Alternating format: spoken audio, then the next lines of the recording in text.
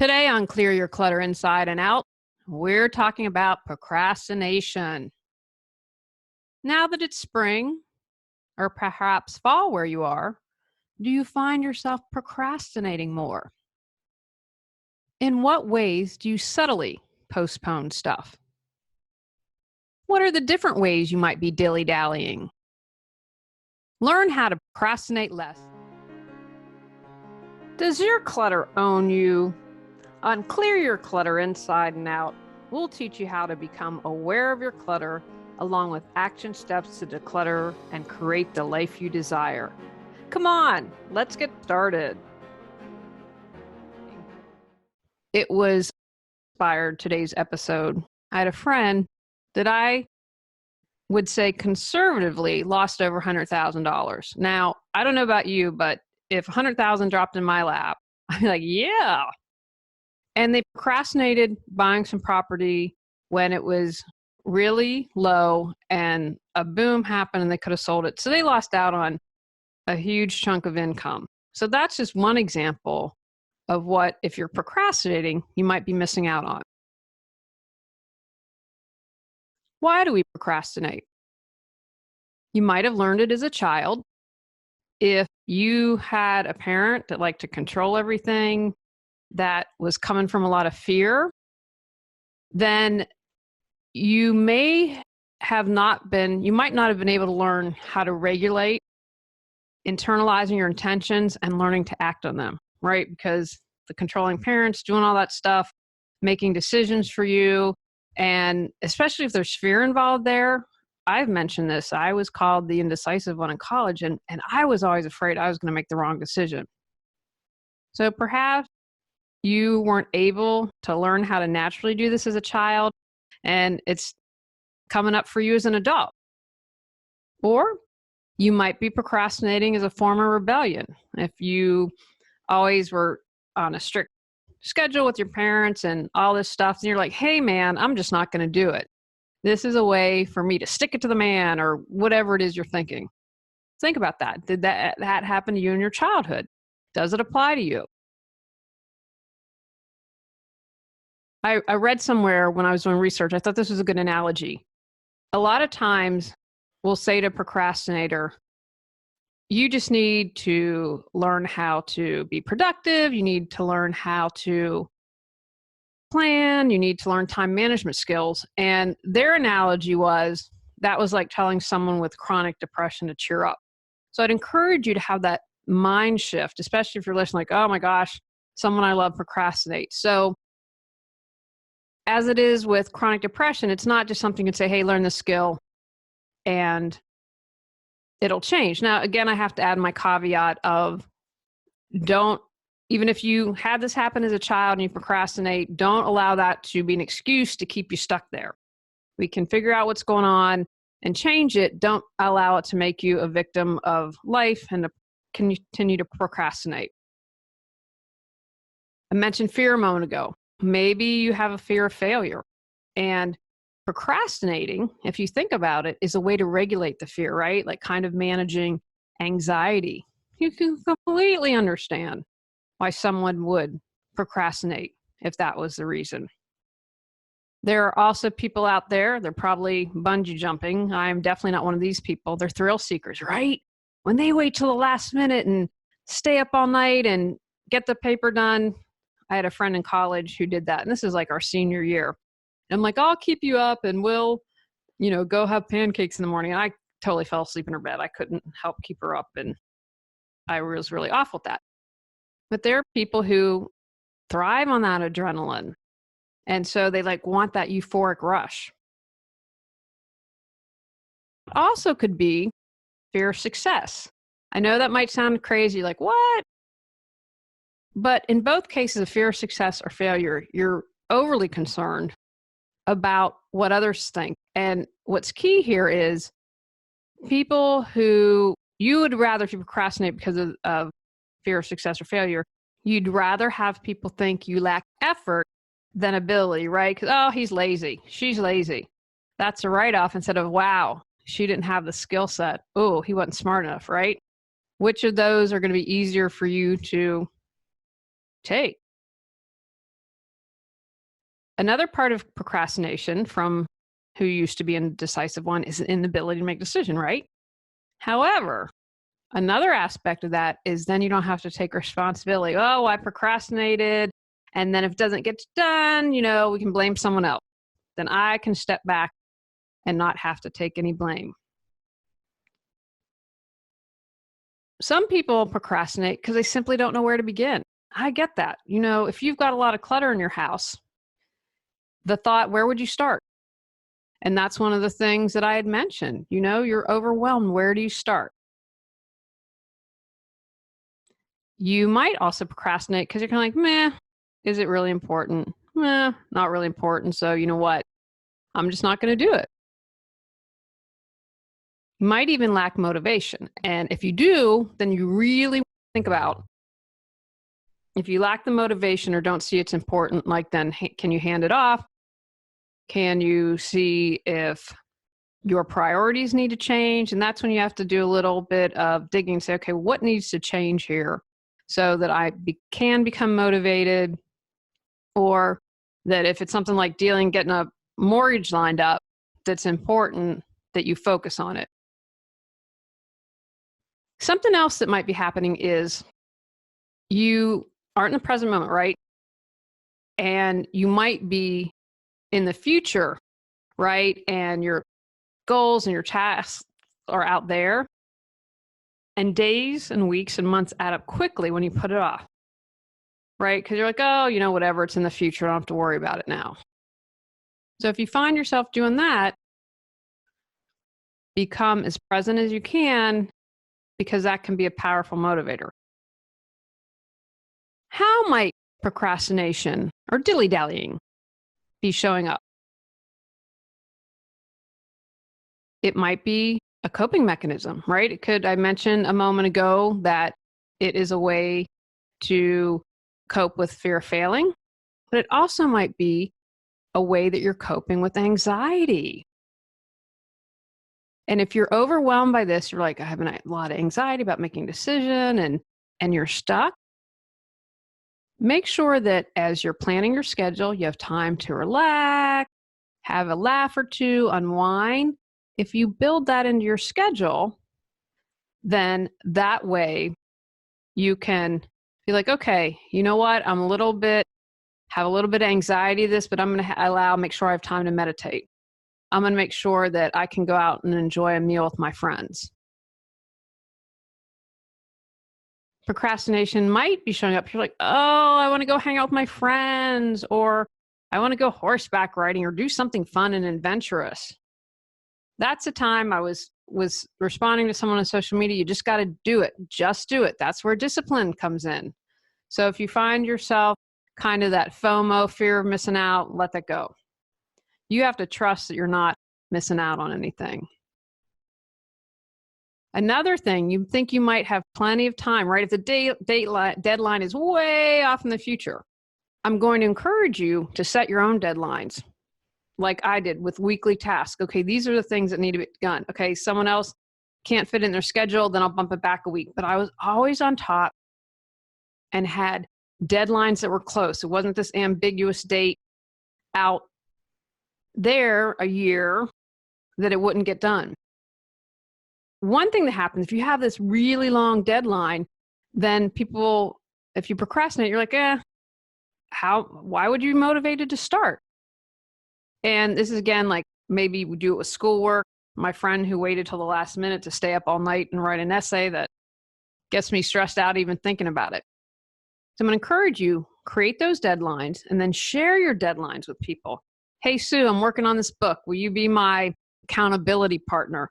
And let me know, check in with me. How am I doing on dates? Because that's going to help keep you accountable. Now, if you're a perfectionist, right? You're a perfectionist, you're fear of failing, then you might get just stuck. Well, if it can't be done perfectly, because guys, there's never going to be any right time for most things. We can say, oh, all these things have to be in place. There are lots of things out of your control. So I'm going to encourage you to work on being less of a perfectionist. I know I did a podcast, Little Miss Perfect. Check that out if that tends to be you. And begin by breathing and trusting and believing in yourself. And I want you to write down, when was the last time you did something and it was awesome? It turned out just fine, even though you're like, it's got to be perfect. And maybe you had to turn it in. And guess what? You lived. It was okay. To write out a list of all those times that happened, to remind yourself, okay, it doesn't need to be perfect. I just need to get started. Our affirmations for decluttering support you in releasing clutter at a deeper level. The meditation begins with focused statements on releasing clutter, followed by powerful positive affirmations for healing, and end with completion statements. The affirmation concludes with a reaffirming meditation exercise to fill where clutter was released. 9 clearing clutter affirmations to choose from. Go to reawakenyourbrilliance.com to learn more. How to stop procrastinating. I gave a couple of tips before, but here are some other general tips. Find a way. How can you connect with your future self? Okay, Julie, I have got to do all this mortgage paperwork.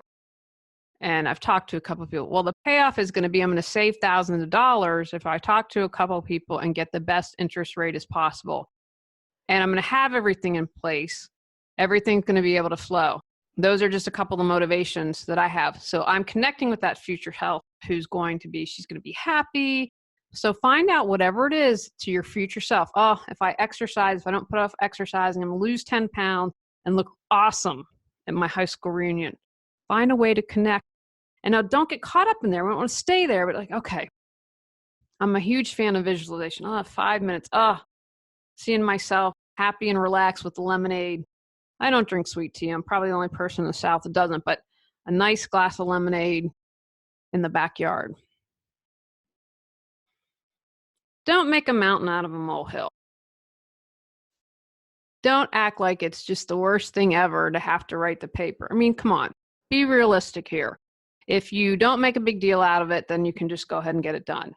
Don't waste your time. That's being a drama queen or a drama king. You're like, okay, just it needs to get done. So don't let it get you caught up in that crazy spiral. Because once you step on that, you can just create things in your head and make it bigger and badder and more annoying. Deadlines, and mark them down on your calendar. If it doesn't get written down, it's probably not going to get done. Probably not going to get done, guys. And then you wonder, well, I want you to think about it. What did you do last year? Did you accomplish all you wanted? Why or why not?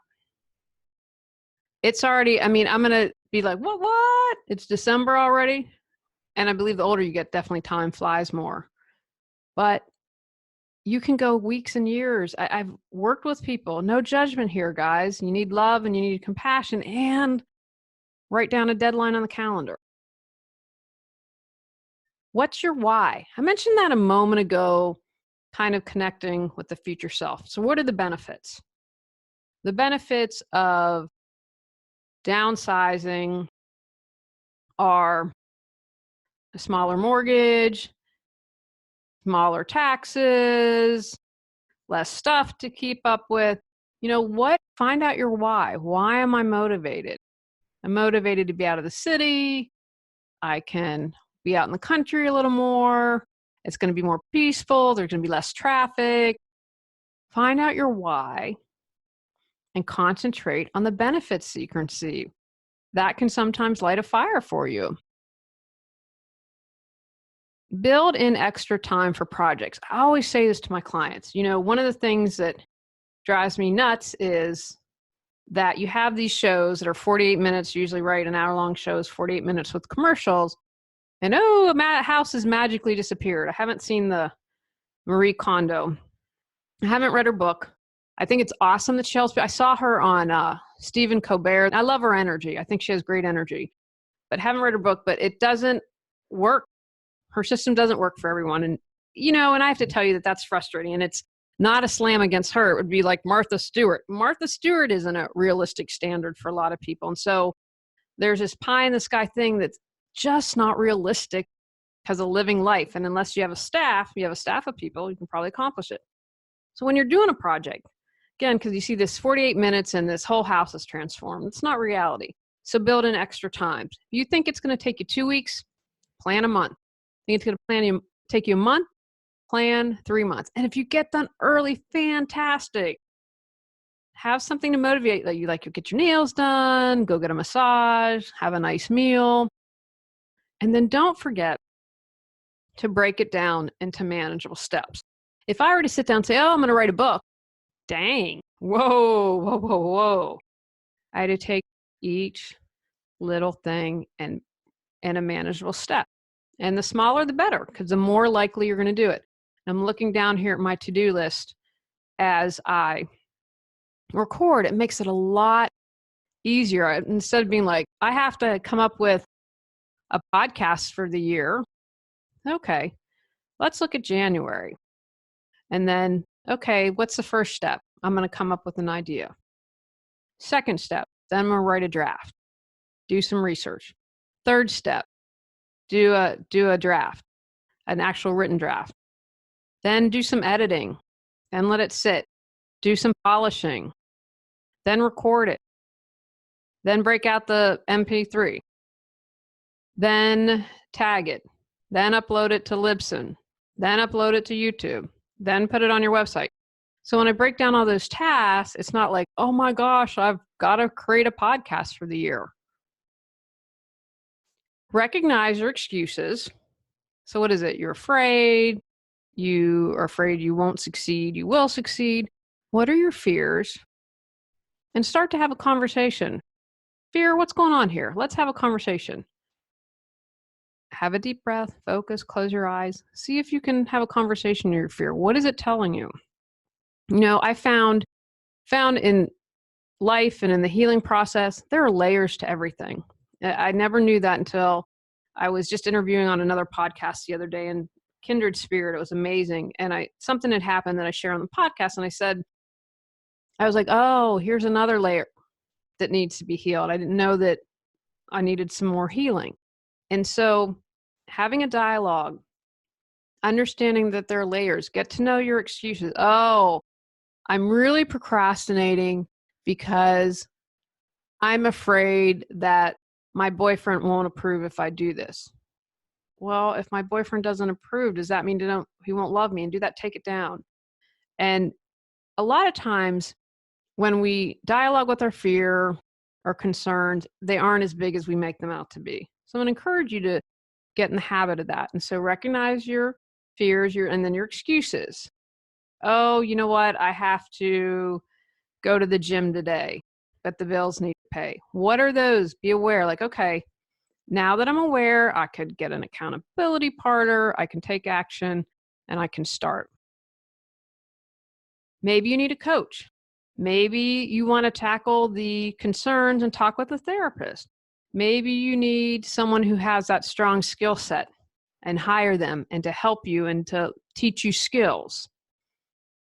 Or get an accountability partner. Have someone that's going to say, okay, Julie, come on now, we need to get to the gym. You committed to a healthier you this year. Let's go. Let's get your butt in gear. Don't forget to treat yourself along the way. Okay, if I get a complete draft of the book done, I'm going to go to Goodberries, which is a little frozen custard place. Try to be healthy as much as you can. But you know what? Life is meant to be enjoyed. Just if you're having a decadent dessert, eat it, enjoy it, embrace it. Don't feel the guilt. But set up ways to treat yourself along the way. Okay, if I make it through the week and do X, Y, and Z, then I'm going to go to a movie that night.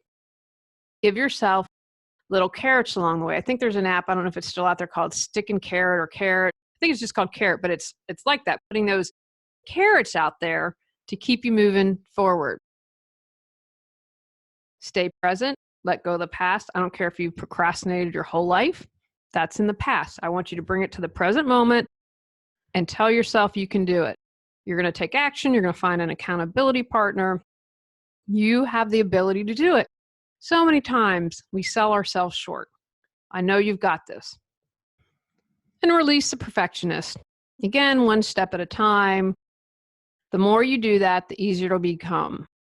Remember, you are perfectly perfect. I have a little social media placard that I share that says that because I think it's so important. You're perfect the way you are. And true perfectionism it's not real. It's like the unicorn. It just doesn't exist out there. So don't hold yourself to impossible standards and dig deeper and figure out what's the perfectionism really about. Take actions from today's podcast. Reflect on why you procrastinate. Recognize where in your life you're putting things off. Create a plan to stop stalling. Reward yourself along the way of your task or project. Go out, clear your clutter to create the life you choose, deserve, and desire. Clearing your clutter allows you to share your gifts with the world. Get your free self-assessment to discover your clutter priority at reawakenyourbrilliance.com. If you've enjoyed Clear Your Clutter Inside and Out, please rate, review, and share us.